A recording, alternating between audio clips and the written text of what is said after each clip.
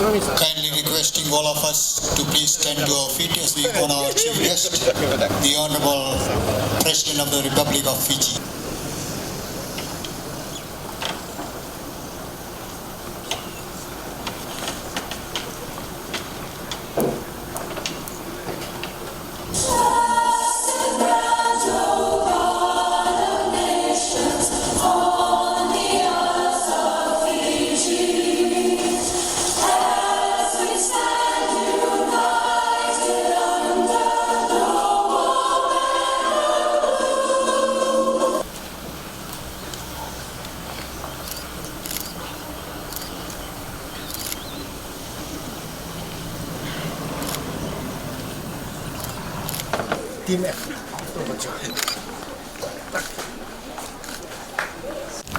The Assistant Minister for Agriculture, Waterways, Rural and Maritime Development, the Honourable Charles Singh. The Assistant Representative of the Food and Agriculture Organization, FAO to Fiji, Ms. Joanne Young. The Non-Communicable Diseases Advisor, Food Security Secretary to the Pacific Community, Mrs. Karen Fuka. The Acting Commissioner Northern, Mr. Soko Tima. Ratu Turangan Natu in Savusavu, Ratu Mulelonda. Pastor Dayal Patel, the heads of government departments, hardworking farmers and women's organizations, parents, teachers, and students. Ladies and gentlemen, Nisa and Burnaka, Nyambulare, Namaste, Assalamu alaikum, my Mori, and a very good morning to you all. Now, I'm indeed pleased and very honored to deliver these official remarks on the national launch of World Food Day 2019. Now, Fiji has been celebrating World Food Day since 1981, and in doing so has joined more than 100 countries in taking another important step against hunger and malnutrition. Now, the Food and Agriculture Organization celebrates World Food Day each year on the 16th of October, as you've heard, which is the day on which the organization was founded, way back in 1945. Now, over the years, the World Food Day program has involved collaboration between the Food and Agricultural Organization and a range of government agencies, civil society, faith-based and non-government organizations to bring the World Food Day to fruition every year. The objectives of the World Food Day are to, first of all, to encourage attention to agricultural food production and to stimulate national, bilateral, multilateral and non-governmental efforts to this end. Secondly, to encourage economic and technical cooperation among developing countries. And thirdly, to encourage the participation of rural people, particularly women,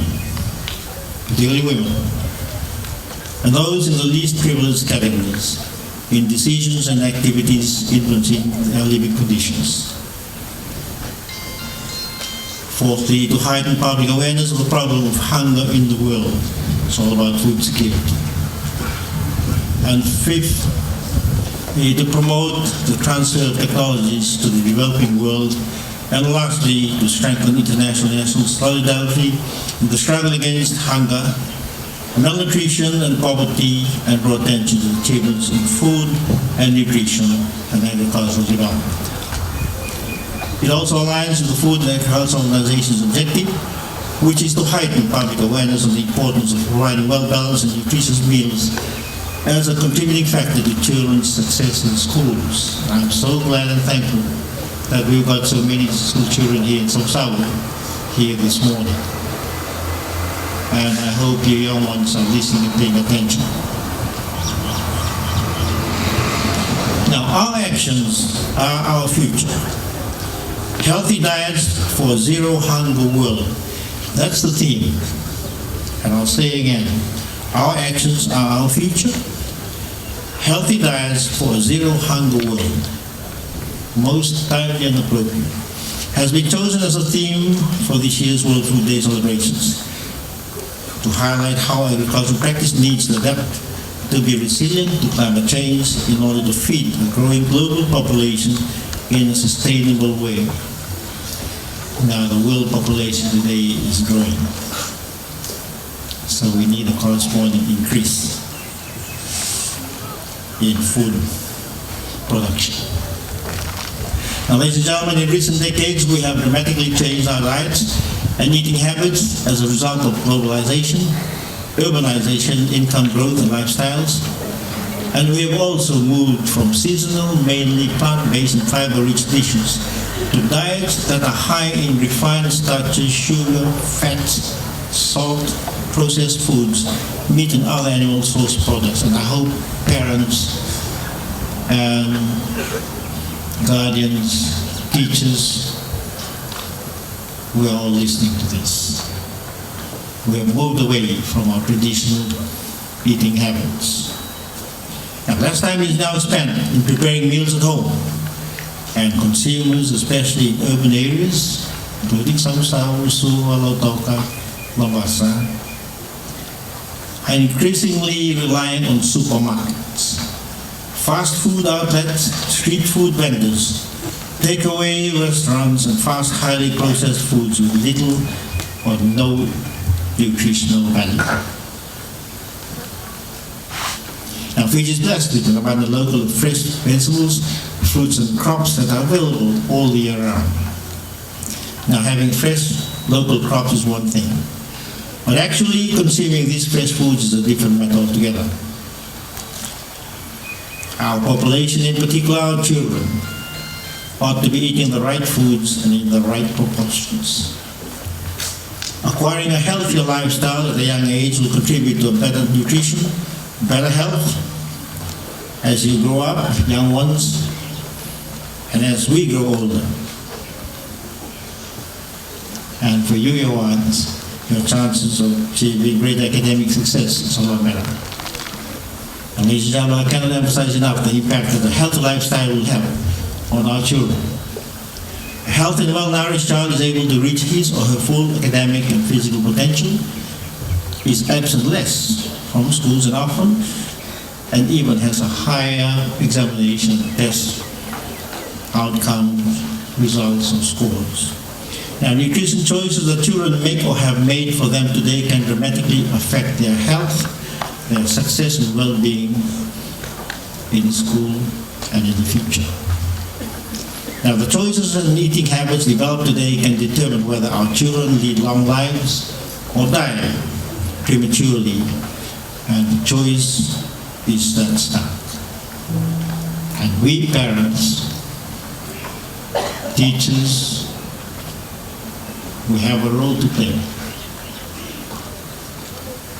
Some sectors of our population suffer from being underweight, some overweight, obese, and from micronutrient deficiencies. Now, this triple burden of malnutrition is the coexistence of food insecurity, poor nutrition, overweight and obesity, often within the same households, sadly. Now, the Fijian government has boosted social protection interventions aimed at lifting the most vulnerable out of poverty. Now, this is not only the moral thing to do, it makes good business sense too. Inclusive development and equitable economic growth raises the purchasing power of those who are most disadvantaged, which in turn will create incremental demand, generate new jobs, and jumpstart local economies. Now, investing in the most vulnerable means investing in the future of our beloved country. Now, the government is also focusing on national strategies promoting synergies between social protection, sustainable agriculture, nutrition, and health and education policies. Now, ladies and gentlemen, we can all play a vital role in achieving zero hunger, and I can call upon those, or I'd like to call upon those of you who in the public, private sectors, and civil society will make a coordinated effort, because no single entity can achieve national food and nutrition security on its own. It's a team effort. Our knowledge and traditional practices are vital in a world where food production faces many challenges such as climate change and limited natural resources. If we adopt good agricultural practices for sustainable farming of organic produce that is nutritious, healthy, and free of chemicals, we can not only feed ourselves, but contribute positively to a world that is quite concerned about maintaining its food security and preserving its food sources. We are also marking the promotional launch of 2 new varieties of rice here in Fiji, Cagivou and Sitara, and I'm sure you're more familiar with this in the Northern Division.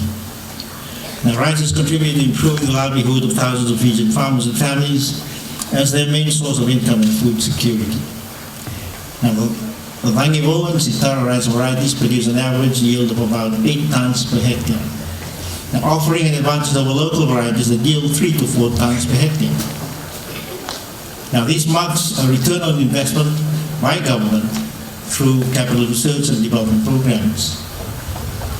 Today we also celebrate the International Day of Rural Women.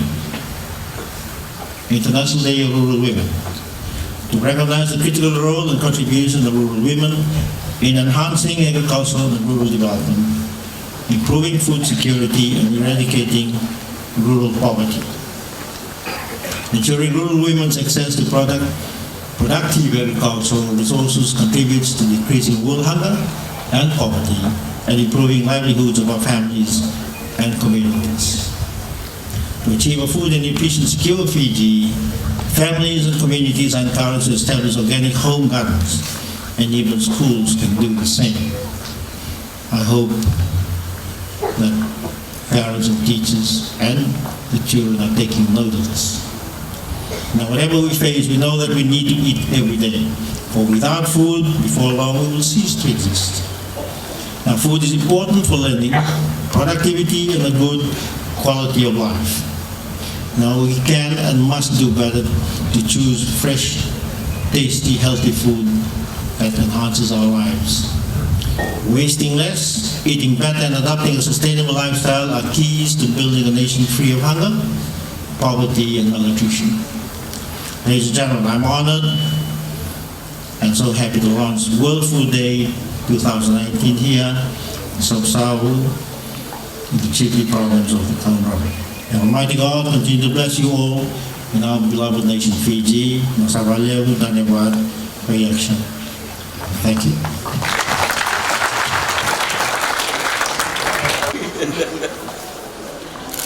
Welcome you, sir, to the hidden paradise of Savusavu.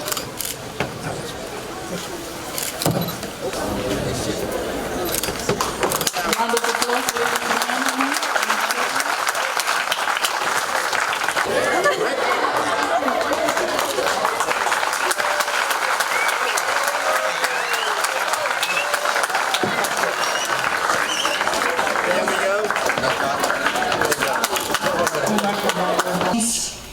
To Assistant Minister for Agriculture, some organizations are very special now in a spiritual direction. But also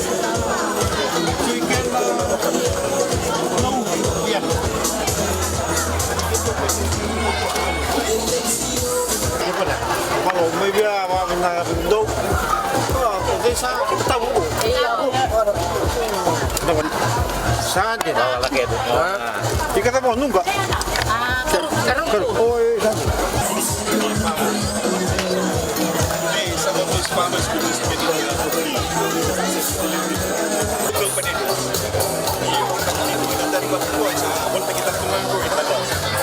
So this was harvested this season in Nandarivat. The AEME is telling it they have about 10 tons. Of that 1 ton, 184 kilos. Bundi ba siya begitu bebanyo? Dapat. Jadi kalau nggak terlalu. Oh, ini tinggal tu.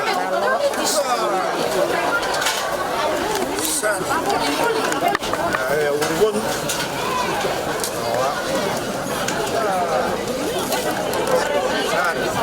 Namanya.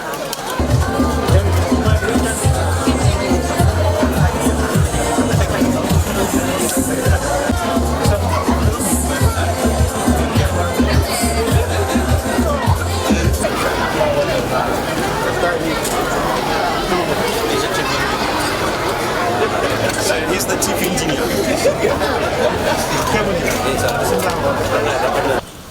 Thanks to be God who is always ready to my knee, shall humble themselves. Thank you for coming. Have a good day, yeah? I hope you've been listening to what's been going on. All right?